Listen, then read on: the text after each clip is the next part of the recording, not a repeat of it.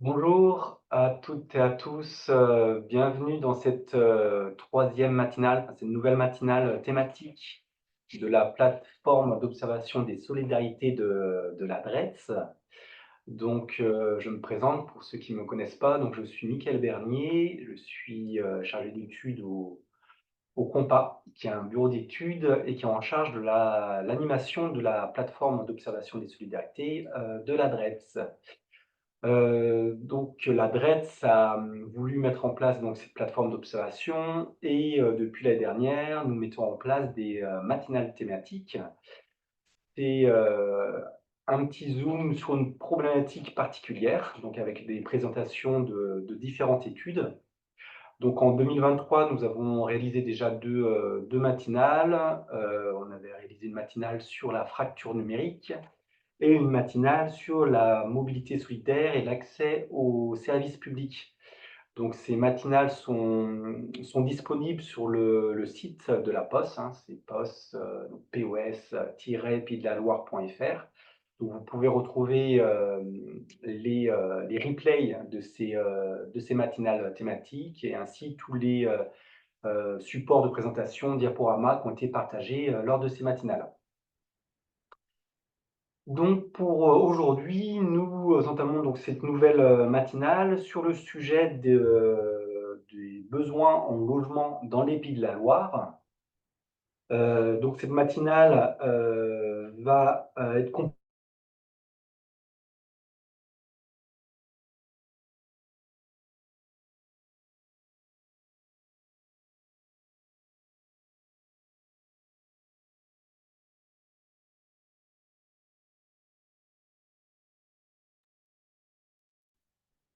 On ne vous entend plus. excusez-moi. Vous m'entendez là? C'est bon? Je pense que c'est bon. Donc, je reprends. Donc cette matinale thématique va être composée d'une présentation d'études, réalisée par l'INSEE, qui a été publiée en mai 2024. Sur les besoins futurs en logement dans les Pays de la Loire. Donc l'étude s'intitulait «D'ici 2050, 12 000 ménages supplémentaires à loger chaque année dans les Pays de la Loire». Donc cette étude va être présentée par monsieur Arnaud Fisala, donc qui est chef de projet de l'action régionale au service études et diffusion de la direction régionale de l'INSEE Pays de la Loire. Donc je vais lui laisser la parole dans quelques instants.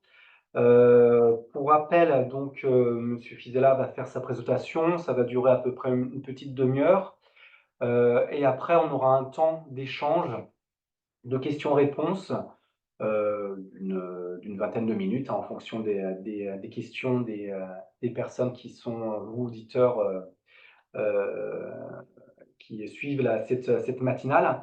Alors pour suivre pour poser des questions, vous avez possibilité donc de les poser, via le chat de discussion du webinaire. Donc, qui se trouve normalement, sur la droite de votre écran, enfin si vous l'avez, paramétré comme cela. Donc n'hésitez pas à poser des questions aussi, au cours, de la présentation de monsieur, Fisala. Je vais les récupérer, puis je les poserai à la fin de la présentation de monsieur Fisala. Et autrement, on fera un temps de questions-réponses. Voilà, je pense que j'ai tout dit. Donc, je vais laisser maintenant la parole donc, à monsieur Arnaud Fisala pour la présentation de l'étude. Il est donc en direct de l'INSEE, donc avec sa collègue, madame Ophélie Kaiser. Voilà. Monsieur Fisala, vous nous entendez? Bonjour à tous. Oui, je vous entends bien. J'espère que vous m'entendez aussi. Oui, pour moi, tout va bien. Donc, j'espère que tout le monde entend bien monsieur Fisala. Donc, je vous laisse la main pour Très présenter bien. votre étude. Merci beaucoup. Alors, je vais partager mon écran pour que vous puissiez voir le diaporama. Euh, voilà. Est-ce que... Alors, attendez. Hop. Oui. Je Je ne vais pas dévoiler non plus trop ma présentation. Est-ce que vous voyez Oui, vous avez les yeux le diaporama? Oui. oui, oui, c'est Très bien, bon, c'est parfait pour nous. Voilà. très bien, merci. Donc effectivement, je vais vous présenter une étude qui est sortie en mai, qui correspond en fait aux nouvelles projections de ménage de l'INSEE et donc les besoins de logement qui en sont liés. Et je vais commencer la présentation par des rappels de résultats donc de deux autres études qui correspondent au bilan démographique de la région de cette année, et puis aussi aux projections de population. Parce que le bilan démographique, ça permet d'avoir le point de départ pour tout type de projection. Et donc les projections de population, c'est pareil, c'est un petit peu ce qu'on a sous le capot quand on fait des projections de ménage, puisqu'en fait, ce sera pour avoir des projections de ménage, je vous expliquerai un peu plus en détail comment ça fonctionne, mais ce qu'on fait, c'est qu'on ajoute des hypothèses aux projections de population. Voilà, donc je vais commencer donc par le bilan démographique, euh, donc qui est disponible en ligne et qui s'intitule cette année en 2023 moins de naissances que de décès. C'est donc l'étude là que vous avez sous les yeux. Les différents résultats qu'on a. Le résultat le plus marquant et qui est important pour comprendre la suite et comment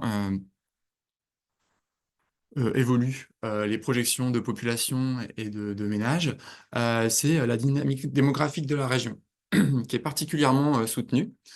Donc c'est ce que vous pouvez voir sur le graphique que vous avez sur votre écran sur la droite, avec en vert l'évolution annuelle de la population dans la région depuis les années 2000, et en orange l'équivalent pour la France métropolitaine.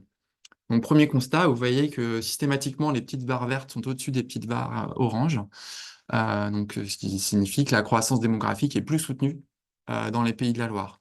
En moyenne, depuis 2000, on est à plus 0,8% de population, alors qu'en France métropolitaine, on doit être à 0,5%. Donc en 2023, on est un petit peu en dessous des 0,8%, mais ça correspond à 24 000, à environ 24 000 personnes supplémentaires. Et la population au 1er janvier 2024, elle est estimée à 3,9 millions d'habitants dans les pays de la Loire. Donc pour expliquer cette croissance démographique soutenue, les démographes utilisent différents concepts et essaient de décomposer cette évolution de population. Donc la première décomposition de population qu'on peut faire, c'est entre le sol naturel. Donc ça, c'est la différence entre les naissances et les décès. Tant qu'on a davantage de naissances que de décès, a priori, on a plutôt une croissance de population. Et puis quand c'est l'inverse, la population va diminuer. Puis l'autre facteur, c'est ce qu'on appelle le solde migratoire. Là, c'est la différence entre les nouveaux habitants de la région et ceux qui quittent la région. Donc là aussi, vous reconnaissez peut-être le graphique sur la droite où on a simplement représenté les barres vertes, mais elles ont changé de couleur. Il y a deux couleurs. La couleur bleue correspond à la part de l'évolution qui est due au sol naturel, donc différence entre naissance et décès. Et la barre rose, la différence qui est due au sol migratoire, donc différence entre arrivée dans la région et les départs. Donc vous voyez que jusqu'en 2014, c'est assez équilibré. On a une contribution du sol naturel, du sol migratoire qui sont à peu près, qui se valent en fait dans la région. Puis à compter de 2014, les barres bleues commencent à disparaître, elles sont même légèrement négatives en 2023. Et donc ça, c'est le sol naturel qui dégringole et qui n'est pas complètement compensé, mais on voit quand même que les barres roses sont un peu plus hautes qu'avant. Donc le sol migratoire, lui, a tendance à augmenter. Et donc c'est le moteur démographique de la région, c'est vraiment les nouveaux habitants à présent. En revanche, le sol naturel, lui, aurait plutôt tendance, alors c'est très faible pour le moment, c'est très légèrement négatif, mais il aurait plutôt tendance à faire baisser la population s'il n'y avait pas bah, de, de mouvement entre les différentes régions françaises. Alors, si on essaie d'analyser d'un peu plus près ce sol naturel pour comprendre ce qui se passe, on voit qu'en fait, on s'y attendait, hein, quand on projette, quand on poursuit les courbes. En haut du graphique, vous avez la courbe des naissances qui diminue.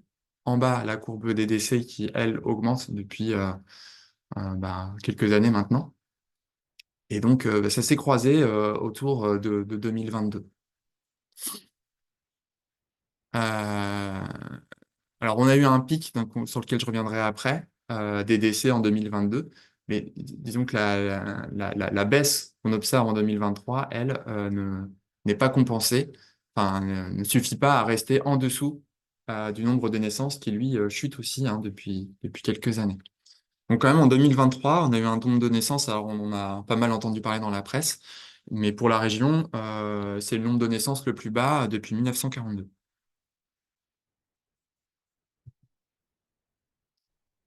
Alors ce nombre de naissances, pour essayer de comprendre pourquoi il baisse, pareil, on essaie encore de décomposer, il y a plusieurs facteurs possibles.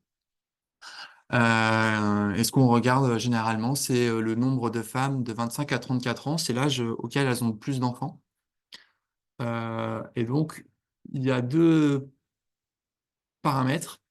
Euh, on peut imaginer bouger, soit le nombre de femmes de 25 à 34 ans diminue, et dans ce cas, un peu mécaniquement, ça va entraîner une baisse des naissances, puisque il y a moins de femmes, moins d'enfants.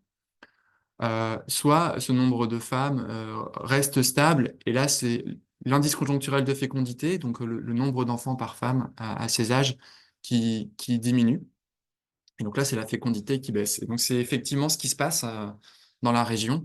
Vous voyez là, donc les barres bleues sont le nombre de femmes de 25 à 34 ans. Depuis quelques années, c'est stable. En revanche, l'indice conjoncturel de fécondité, lui, il amorce une descente assez forte. Alors là, c'est de 25 à 34 ans, hein, c'est pour les femmes de 25 à 34 ans. Pour les femmes de 35 à 40 ans, on a une légère hausse de l'indice conjoncturel de fécondité, mais qui est loin de compenser la baisse de 25 à 34 ans. C'est pour ça on observe une baisse des naissances.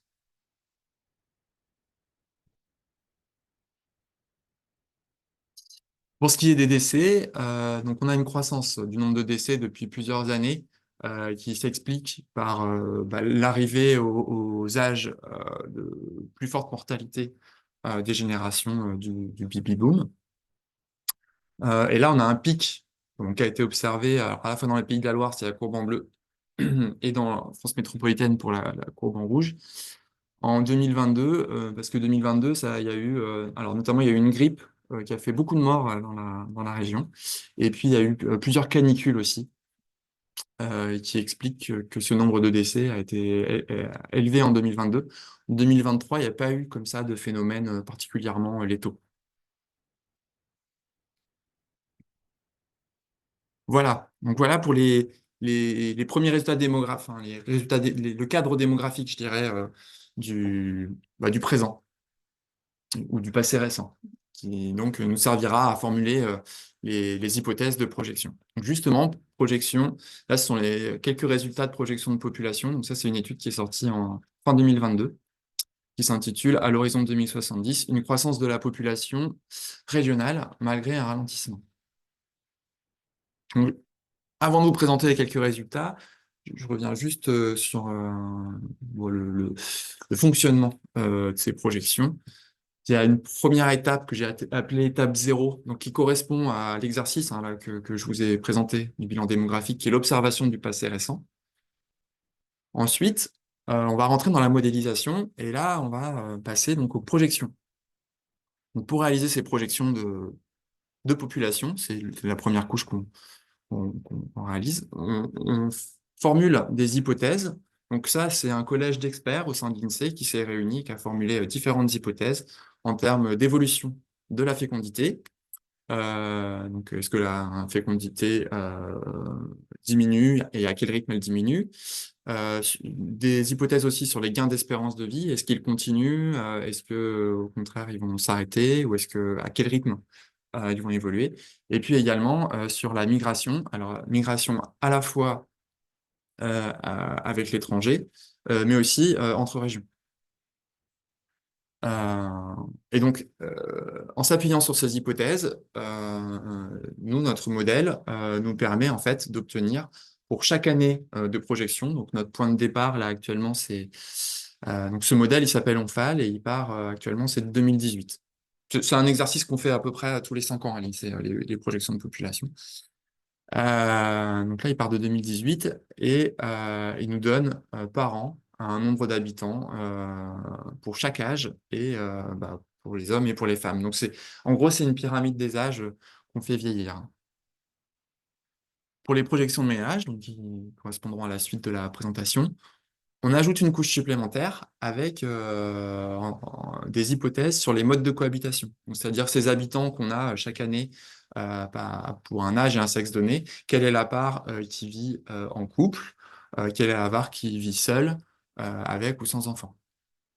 Et ça nous permet d'obtenir pour chaque année un nombre de ménages et un type, répartition par type de ménage. Voilà, résumer les projections en, en quelques paroles. Euh, donc, donc, je vais vous présenter maintenant quelques résultats de projection de population. Euh, donc là, vous avez sous les yeux la courbe, trois courbes en fait, qui correspondent à différentes hypothèses de scénarios de projection de population. Le scénario qu'on va commenter dans la suite, ce sera quasiment exclusivement le scénario qui est en très plein. Donc, je pense que vous voyez ma souris. Sinon, c'est la courbe du milieu. Et qui correspond au scénario dit central. Et donc ça, c'est la prolongation des tendances récentes. Donc d'évolution de fécondité, de gain d'espérance de vie et de migration. Donc ce qu'on voit sur ce graphique, c'est une croissance de la population effectivement qui ralentit, qui atteint en fait un seuil vers 2050, un plateau, voilà, qui devrait se stabiliser autour de 4,2 millions d'habitants. Donc c'est quand même 400, un peu plus de 400 000 habitants de plus qu'en 2018. Si on regarde la croissance de population sur la période, ça nous fait plus 0,21% par an en moyenne. Ce qui est important de retenir, c'est que c'est 3 fois moins qu'entre 2008 et 2018. Alors, c'est pas un ralentissement qui se fait d'un coup, hein, c'est progressif.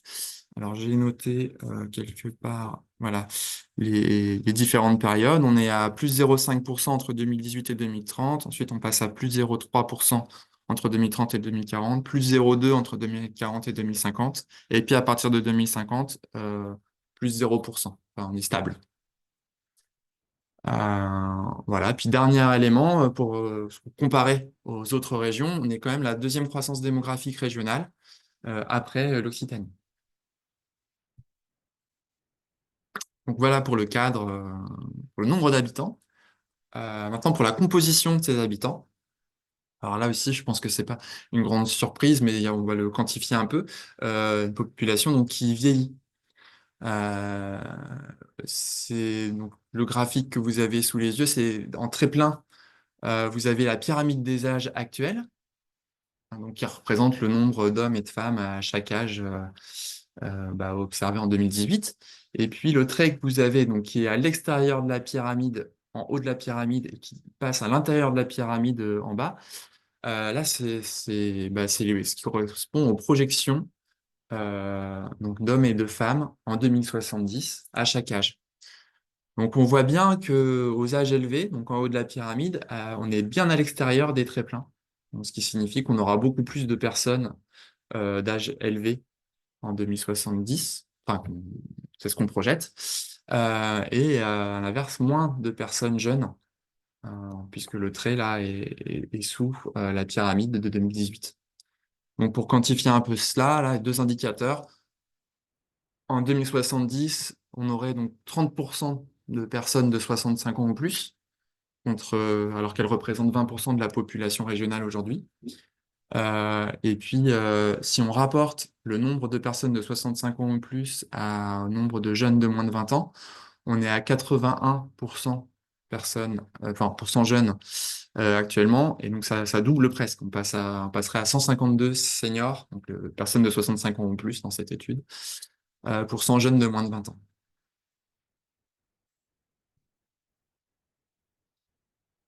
Et puis je vais finir par quelques éléments territoriaux pour les projections de population, hein.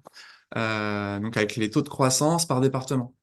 On a vraiment une locomotive, nous, dans la région, c'est la Loire-Atlantique. Vous voyez que c'est le plus fort taux de croissance 2018-2070, avec plus 0,5, quasiment plus 0,5%.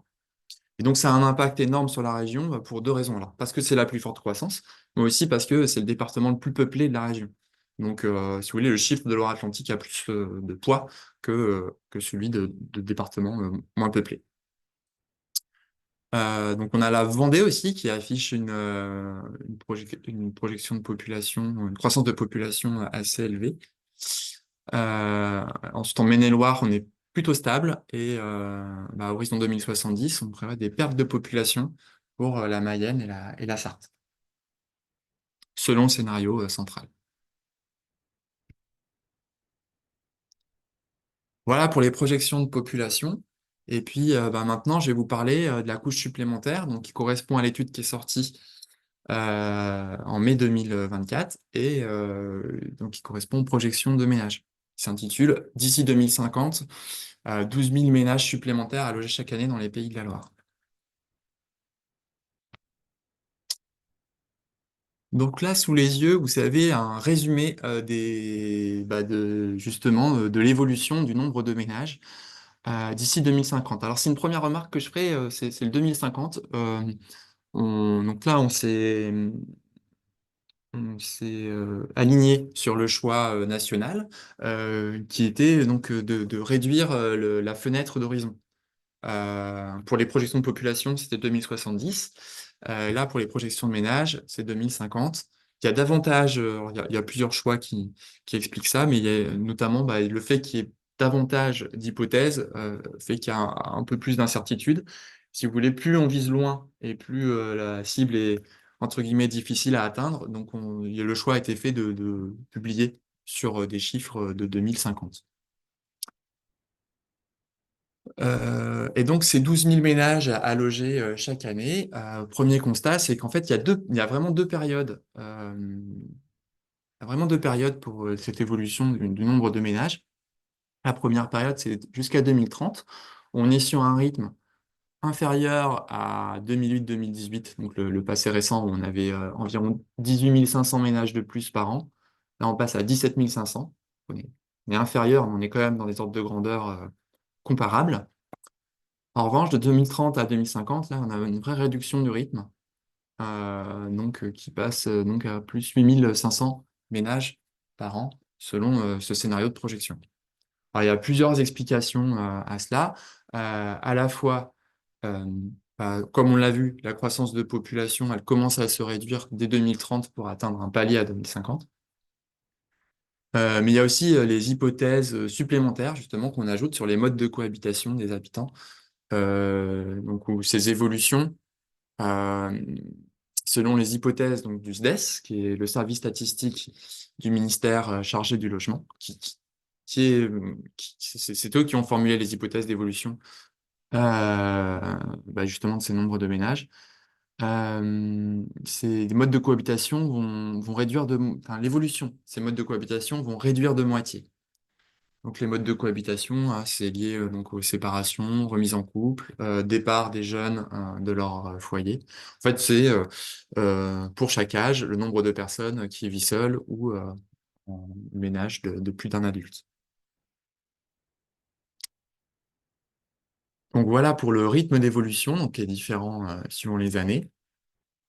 Euh, on est, comme pour la projection de population, sur un rythme plus soutenu que la France métropolitaine. On est là ce coup-ci, on n'est plus la deuxième, mais la troisième région de France métropolitaine pour la croissance du nombre de ménages, avec une croissance donc, de 0,6% en évolution annuelle, contre 0,4% en France métropolitaine. Donc on était déjà au-dessus de la moyenne française dans le passé récent, avec une croissance à 1,2%. sur 2008-2018, qui était au-dessus donc des 0,9% de France métropolitaine. Donc une croissance qui est forte, mais qui est ralentie par rapport au passé récent.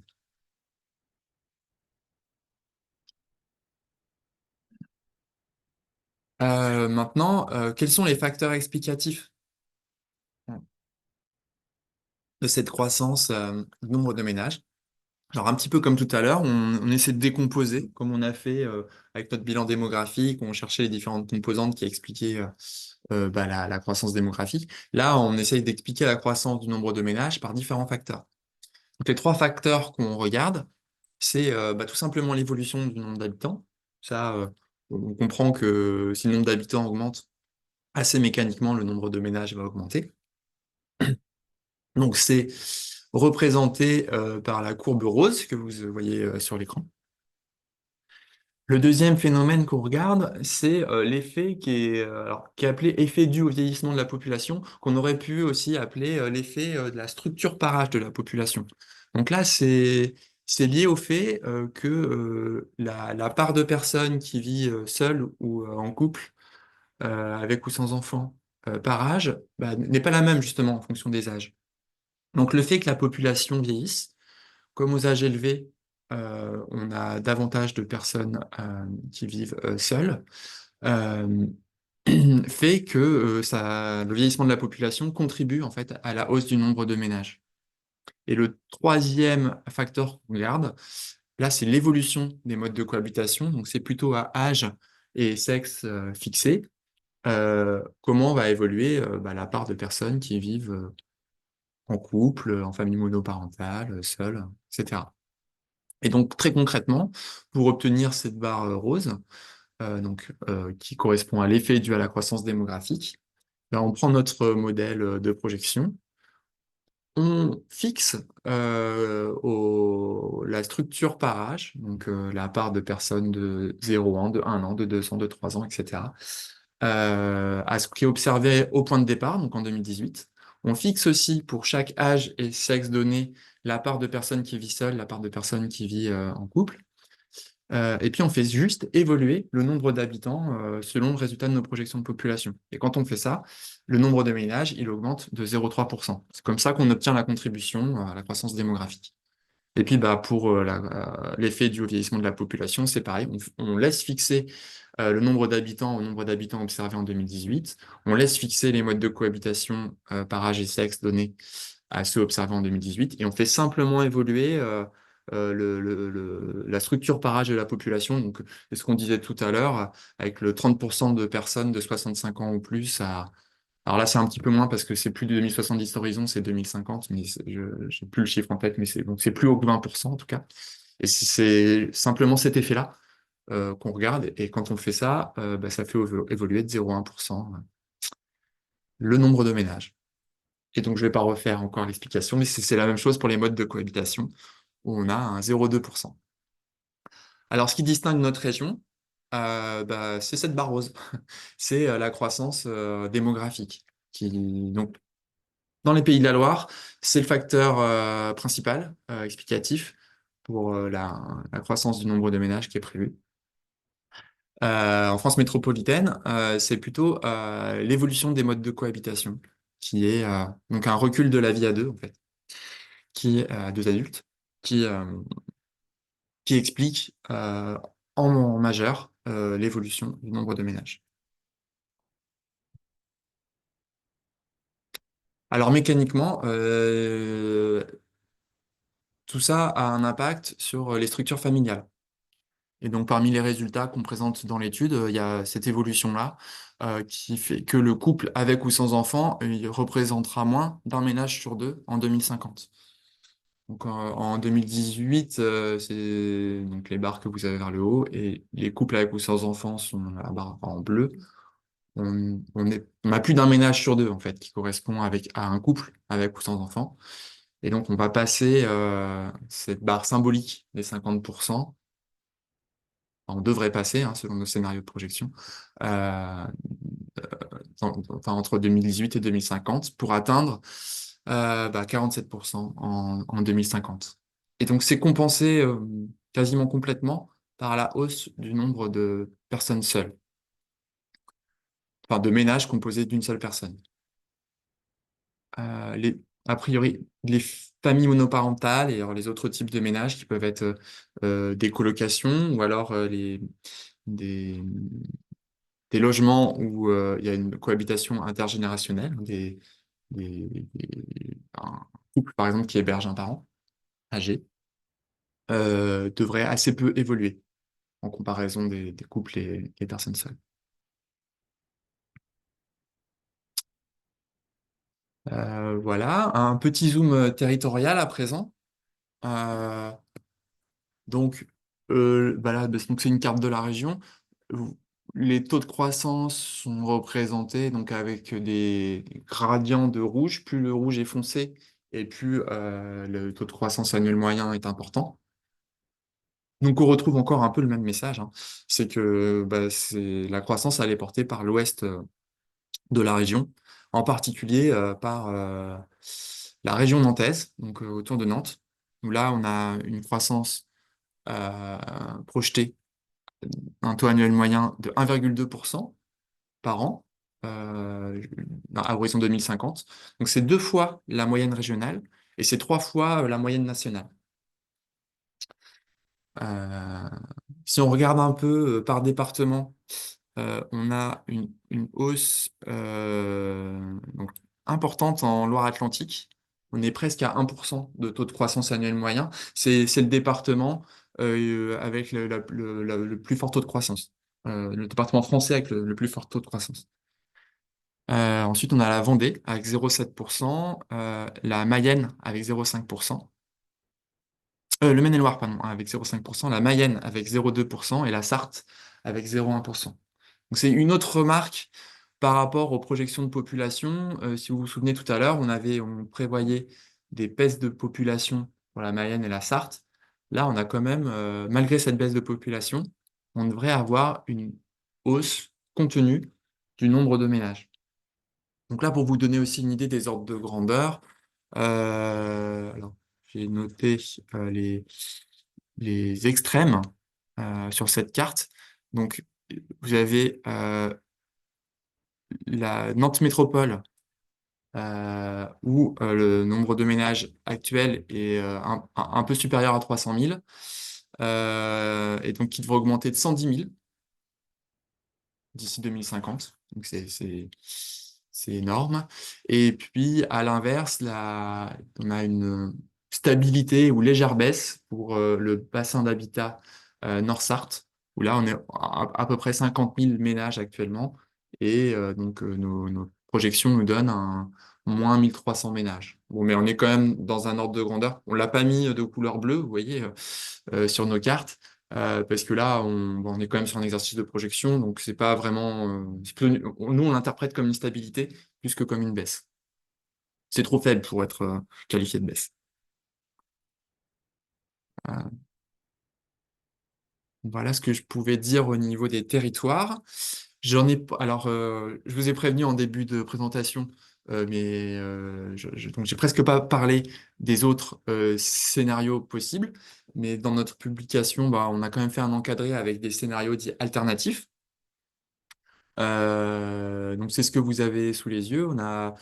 Donc ça correspond simplement à des hypothèses différentes. Donc à la fois des hypothèses sur la population euh, plus basse, on va dire, donc une fécondité qui baisse davantage, des gains d'espérance de vie plus modérés, une migration avec l'étranger plus modérée aussi. Donc c'est la carte de gauche. Et puis, à l'inverse, un scénario extrême qu'on a appelé extrême haut parce qu'il combine euh, donc des scénarios de population, on va dire haute, et aussi des hypothèses sur les modes de cohabitation qui vont faire augmenter le nombre de ménages. Je l'ai pas dit, mais pour extrême bas aussi, on a modifié aussi les hypothèses des modes de cohabitation de façon à ce que ça fasse moins évoluer le nombre de ménages. Donc un recul moins marqué de la vie à deux pour extrême bas et un recul plus marqué pour extrême haut. Donc Il y a deux informations, je pense, sur cette diapositive. Il y a l'ordre de grandeur de ces variations de scénario. On est quand même, quand on passe à extrême bas, on passe à plus 6 000 ménages, c'est la moitié que ce qui est projeté dans le scénario central. Et puis, quand on passe à extrême haut, on ajoute 6 000 ménages aussi par an. On est donc quasiment plus 18 000 ménages par an. Ça, c'est le premier point. Le deuxième point, c'est finalement, ce qui est assez logique, les territoires euh, qui, où le nombre de ménages augmente ou alors où il est stable ou disons où la baisse est la plus modérée, sont les mêmes selon les trois scénarios. À chaque fois, on a une hausse plus forte en Loire-Atlantique et soit une stabilité, soit une baisse du nombre de ménages en Mayenne et en Sarthe.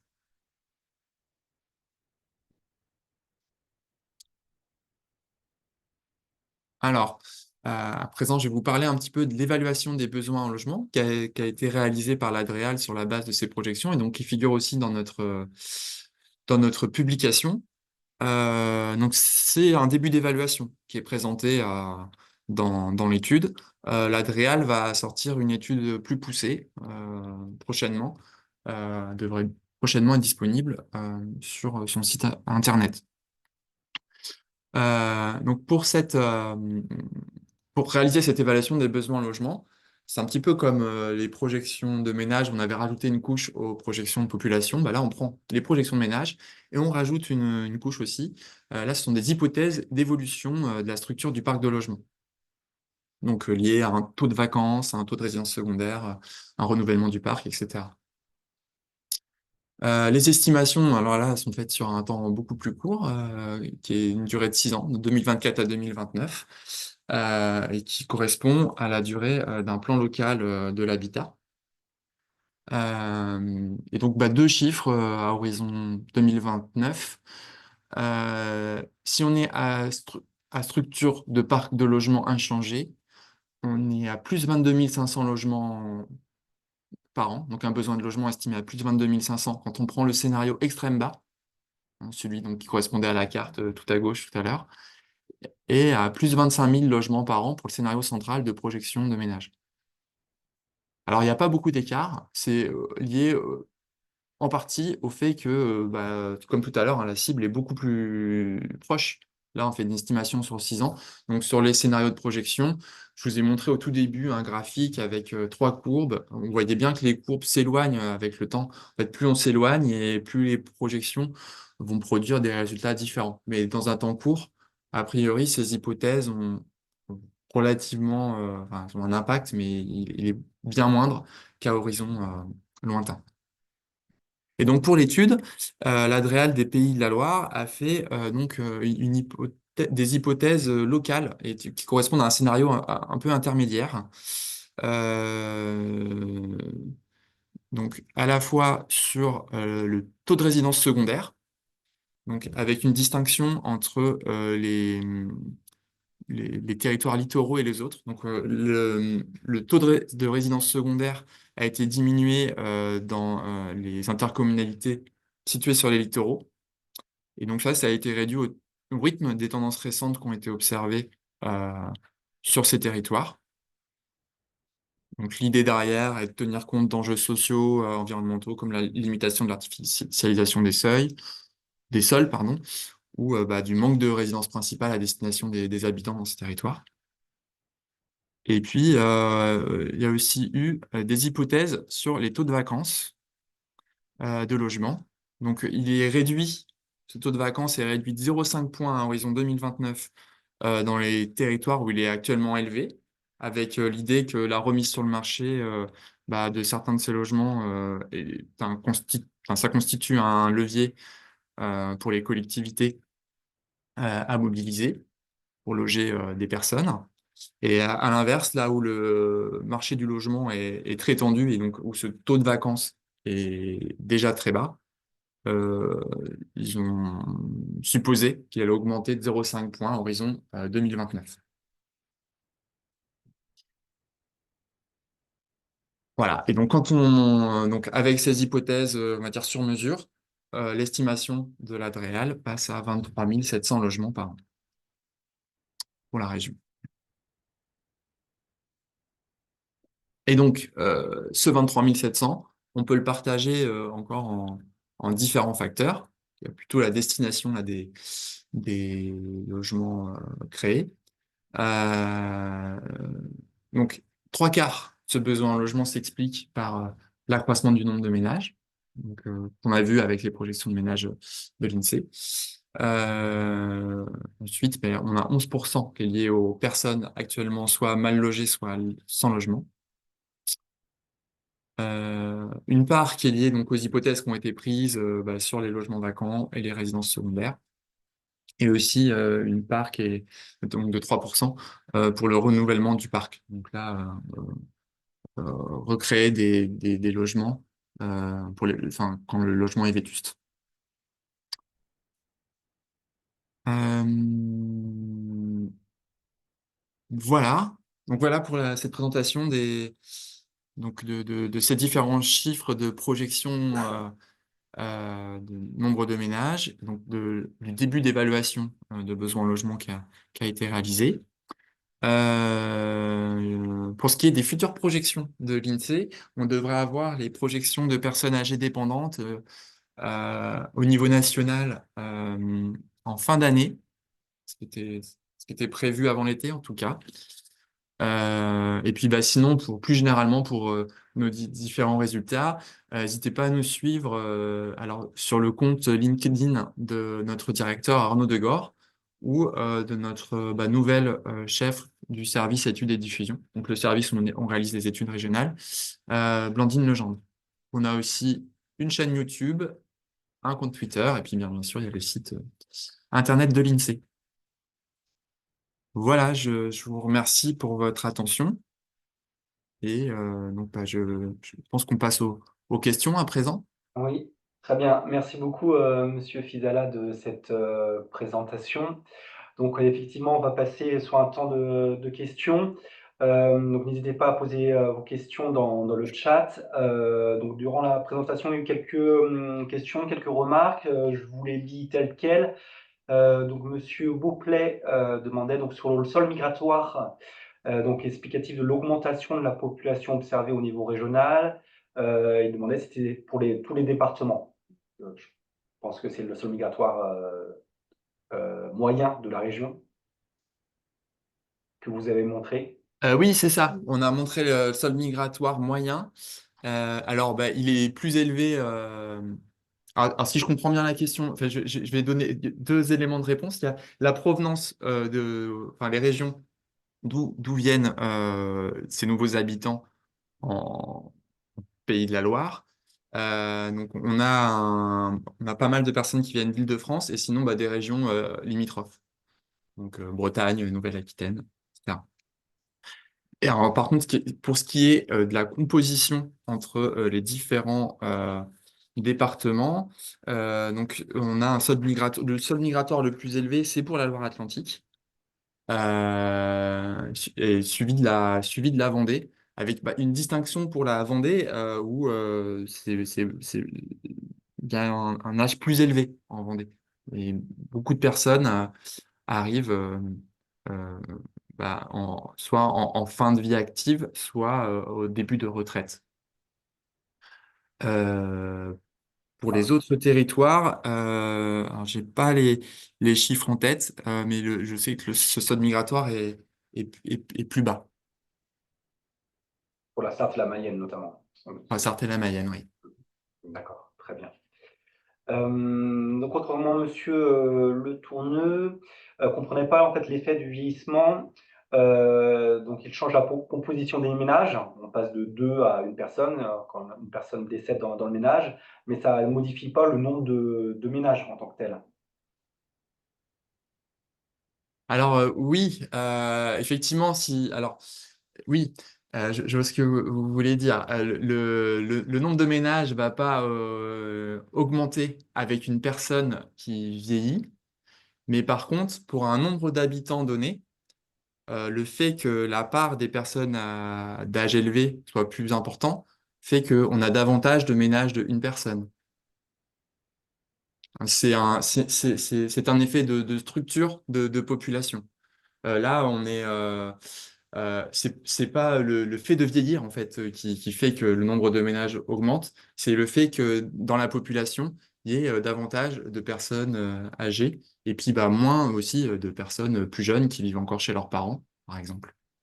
Oui, c'est l'effet dû aux migrations en fait, de personnes, de ménages d'une seule personne qui viennent peut-être dans la région, en Vendée, peut-être sûrement. Donc c'est l'effet du vieillissement en fait, quand des cohabitations en fait, de ces personnes qui viennent dans la région et qui ont un besoin de logement plus important, qui entraînent un besoin de logement. Oui, oui, oui, oui, il y a effectivement il y a ce phénomène aussi. Mais juste simplement la structure de population fait que euh, euh, bah, si le nombre d'habitants restait le même entre 2018 et 2050, mais que on passe de 20% de personnes de 65 ans ou plus à 30%, bah, vous voyez qu'il y a une part de la population plus importante qui est à des ménages de taille plus réduite, quoi. C'est parce qu'on a plutôt des ménages d'une personne pour ce nombre d'habitants-là. D'accord. Voilà. Donc je poursuis les différentes remarques. Donc également Monsieur Le Tourneux. Donc, nous explique dès 2022, donc tous les EPCI du 44 étaient toutes dans des situations critiques vis-à-vis du thème logement. Donc, une petite étude INSEE de septembre 2023. Donc, tous les EPCI du 44 étaient en situation critique. Donc, c'est en termes de, je pense, de disponibilité du logement. Donc, dans le nord du 85 également. Et ça devient explosif à partir en 2050. Donc je pense que là, Monsieur Le Tourneau fait la comparaison entre les besoins de logement et le nombre de logements disponibles pour répondre à ce besoin de logement. Oui, tout à fait, oui. Oui, alors, bah ça, c'est vrai que c'est pas un paramètre dont on tient compte réellement dans les projections, c'est-à-dire les difficultés à se loger. Euh, c'est c'est plutôt, enfin, ça va être éventuellement sur les taux de vacances, là, dont je parlais. Donc, cette partie qui a été réalisée par la DREAL.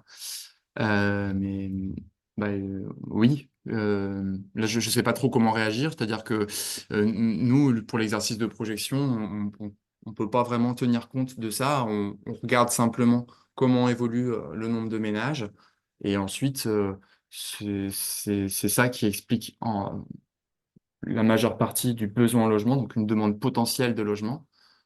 Mais c'est sûr que c'est compliqué. Alors peut-être une question en lien aussi là, donc de Madame Clément. Pouvez-vous nous confirmer qu'un lien est bien fait entre cette étude et celle des tensions du marché du logement de l'Adréal? Et a-t-on connaissance, autrement une autre question, a-t-on connaissance du profil des nouveaux arrivants en Pays de la Loire? Or, plus globalement, est-ce que par rapport à la situation du tension du marché de logement, notamment des situations liées à la crise, hein, avec la fluctuation des coûts du matériel pour construire des logements, est-ce que la DREAL prend cela en compte là, sur les évolutions, les dernières évolutions dans l'étude, dans leur étude? Eh bien, alors, j'ai pas connaissance de la dernière étude de l'Adréal sur le sujet, mais en revanche, dans ce qu'ils ont fait là pour cette étude-là, donc qui est donc un premier jet, il y a bien, comme je l'avais signalé, des hypothèses sur les taux de vacances des logements, donc avec une supposition, mais qui va peut-être pas dans le sens espéré par la personne qui pose la question, donc il y a une hausse, pardon, de la vacance de logement, là où le marché du logement est le plus tendu, en espérant donc que la situation, entre guillemets, s'améliore sur ce point-là. Vous n'avez pas plus d'éléments sur sur la croissance du nombre de logements, enfin, sur la région. Pardon, sur la croissance du nombre de logements? Sur l'évolution en fait du nombre de logements futurs, quoi, très prochains. comme vous expliquez dans votre étude, entre 2004, c'est sur l'étude Adréal, avec l'étude Adréal, entre 2024 et 2029, on a besoin de 23 700 logements sur la région. Et c'est sûr que ça va entraîner avoir une tension sur le marché beaucoup plus forte, comme les besoins sont très importants Oui, sur la région. oui, oui. Donc, autre remarque, donc Monsieur Blin, la loi Elan a diminué les ambitions de logement accessible PMR et les perspectives d'évolution de la population âgée font craindre de réelles difficultés de logement permettant d'y vivre. Oui, est-ce que dans votre étude, est-ce que vous avez regardé un peu les besoins des logements pour les personnes âgées? Est-ce que vous avez regardé déjà les flux interrégionaux, savoir si les ménages bougent dans la région? Est-ce que c'est dû aux ménages, enfin, aux flux interrégionaux ou plutôt qu'aux flux à l'extérieur de la région? Et surtout, quels sont les besoins en fait des personnes âgées dans la région? Alors, il n'y a pas eu de zoom spécifique par âge sur l'évaluation des besoins en logement. Euh, donc, ensuite, sur les profils de migration, bah, c'est ce que je disais tout à l'heure, là, il y a davantage de personnes âgées qui viennent en Vendée. Mais par contre, l'adéquation entre la, eh bien, l'accessibilité du logement et l'âge des personnes, ça, c'est pas quelque chose qu'on a regardé dans cette étude. Et à ma connaissance, j'ai pas de connaissance d'études euh, récentes sur le sujet. Je sais pas si on a vraiment des données là-dessus. En tout cas, à l'INSEE, ça me parle pas. Enfin, j'ai pas en tête d'études récentes sur le sujet. D'accord. Donc il y avait une autre question un peu sur un autre sous-groupe de la population, hein, c'est savoir si vous avez fait des projections sur le nombre d'étudiants dans la région.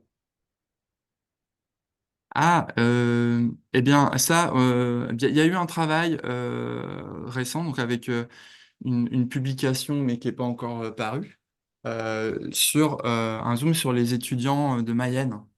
Mais là, c'est plutôt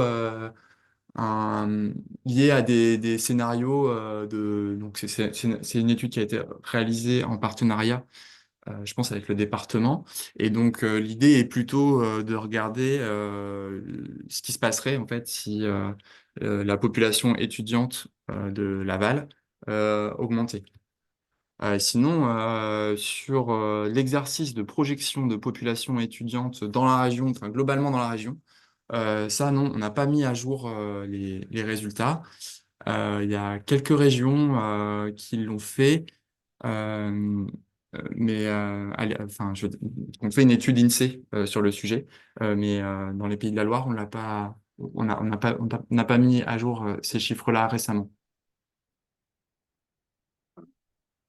Alors là, c'est une question qui est directement à poser à l'ADRAL, mais l'ADRAL, dans son étude, va-t-elle prendre en compte le zéro artificialisation nette? Ah oui, bah ça, oui, effectivement, et, je suis pas en mesure de vous répondre sur cette partie-là. D'accord.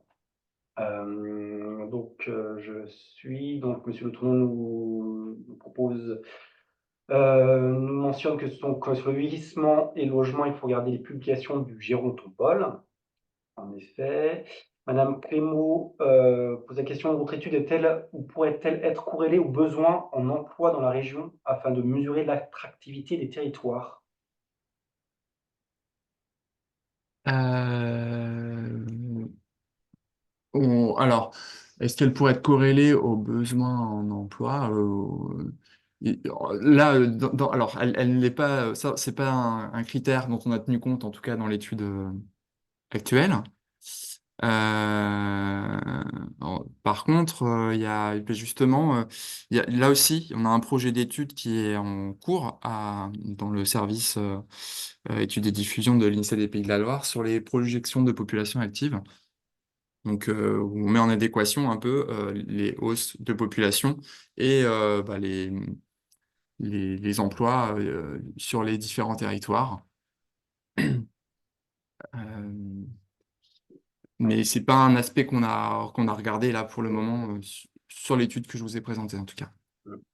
Et notamment sur les besoins de logement, vous n'avez pas forcément regardé sur les besoins en résidence saisonnière. Donc ça fait écho aussi à l'emploi, ça peut faire écho à l'emploi saisonnier sur la région, ou besoins un peu touristiques d'Airbnb sur différentes parties de la région, notamment peut-être la partie littorale.